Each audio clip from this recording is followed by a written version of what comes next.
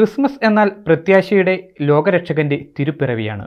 ക്രിസ്തുവിനെപ്പോലെ നമ്മുടെ ജീവിതവും മറ്റുള്ളവർക്കു വേണ്ടി പരിത്യാഗം ചെയ്യാൻ വിധിക്കപ്പെട്ടതെന്ന സന്ദേശമാണ് ഓരോ ക്രിസ്മസും മാനവരാശിക്ക് നൽകുന്നത്. എല്ലാവർക്കും ക്രിസ്മസിന്റെയും നവവത്സരത്തിന്റെയും ആശംസകൾ നേർന്നുകൊണ്ട് തുടങ്ങട്ടെ. വളരെ സങ്കടപ്പെട്ട് ജീവിച്ചിരുന്ന ഒരു മനുഷ്യനുണ്ടായിരുന്നു.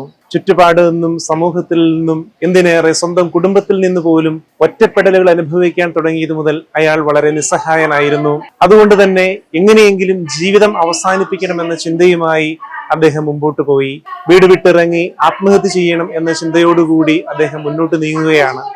ആ സമയത്ത് അയാൾ വളരെ അസ്വസ്ഥനായിക്കൊണ്ട് മുന്നോട്ട് നീങ്ങുമ്പോൾ ദൂരെ നിന്ന് എവിടെ നിന്ന് ഒരു കുട്ടിയുടെ കരച്ചിൽ കേൾക്കുന്നുണ്ടായിരുന്നു. അയാൾ കരച്ചിൽ കേട്ട ഭാഗത്തേക്ക് പോകാൻ തുടങ്ങിയപ്പോൾ അവിടെ നിന്ന് കരിഞ്ഞ മാംസത്തിന്റെ ഗന്ധവും ഉയർന്നു വന്നു. അയാളാകെ പരിഭ്രമമായി. അങ്ങനെ അയാൾ മുമ്പോട്ട് നീങ്ങുന്ന സമയത്ത് അയാൾ കാണുന്നത് ഒരു ചിതയ്ക്കരികെ നിന്ന് കരയുന്ന ഒരു കുഞ്ഞിനെയാണ്. ആ ചിതയിൽ എരിഞ്ഞു തീരുന്നത് ആ കുട്ടിയുടെ അമ്മയായിരുന്നു. ഇയാളെ കണ്ടപാടെ ആ കുട്ടി കരച്ചിൽ നിർത്തിക്കൊണ്ട് അയാളുടെ അടുത്തേക്ക് ഓടിച്ചെന്ന് അയാളെ ആലിംഗനം ചെയ്തുകൊണ്ട് ചോദിക്കുകയാണ്, എത്രയും നാൾ താങ്കൾ എവിടെയായിരുന്നു?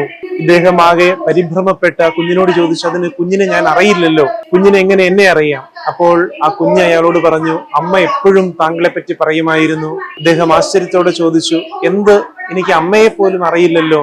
അപ്പോൾ ആ കുട്ടി പറയുകയാണ്, അമ്മ എപ്പോഴും എന്നോട് പറയുമായിരുന്നു, ആരുമില്ലാത്തവർക്ക് ദൈവം തുണയായി കടന്നു വരുമെന്ന്.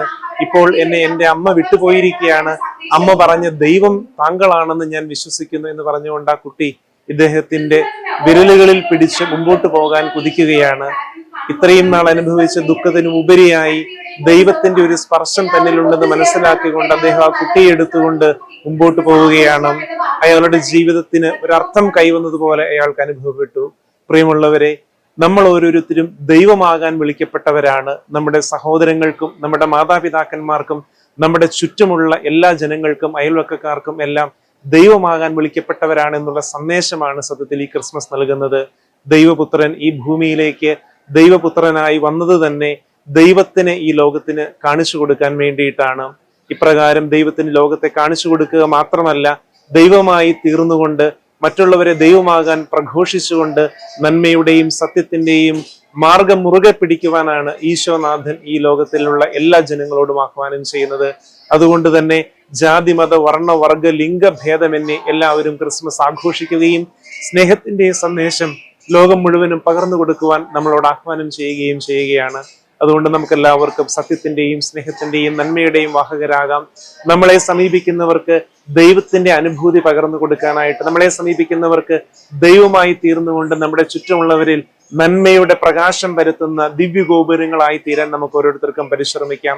അതോടൊപ്പം തന്നെ നമ്മൾ ഏൽപ്പിക്കപ്പെട്ടിരിക്കുന്ന ഉത്തരവാദിത്വം, അത് നമ്മുടെ സഹോദരങ്ങളാകട്ടെ, മാതാപിതാക്കളാകട്ടെ, നമ്മുടെ ചുറ്റുമുള്ളവരാകട്ടെ, എല്ലാവർക്കും നന്മയായി തീരാൻ, എല്ലാവർക്കും ദൈവമായി തീരാൻ നമുക്ക് സാധിക്കട്ടെ. അങ്ങനെ അനേകരുടെ ജീവിതത്തിൽ പ്രകാശം പരത്തുന്ന മനോഹര ദീപങ്ങളായി മാറിക്കൊണ്ട് മറ്റുള്ളവരിലേക്ക് ഈ നന്മയുടെ ദീപം കൊളുത്താനും നമുക്ക് സാധിക്കട്ടെ എന്ന് ആശംസിച്ചുകൊണ്ട് എല്ലാവർക്കും ക്രിസ്മസിന്റെയും പുതുവത്സരത്തിന്റെയും ആശംസകൾ ഒരിക്കൽ കൂടി സ്നേഹത്തോടെ പ്രാർത്ഥനയോടെ നേരുന്നു. നന്ദി. എല്ലായിടത്തും വൈഫൈ, എല്ലാത്തും ഇന്റർനെറ്റായേ, നാട് മുഴുവൻ ഡിജിറ്റൽ, നാട്ടാരെല്ലാം ബ്രൗസിംഗിലാണ്. എന്നാ സ്പീഡാ കേരള മിഷൻ, എല്ലാവർക്കും ഇന്റർനെറ്റാ, എല്ലായിടത്തും നെറ്റാ. കേരള വിഷൻ നവകേരള പ്ലാൻ വെറും 199 രൂപയ്ക്ക്.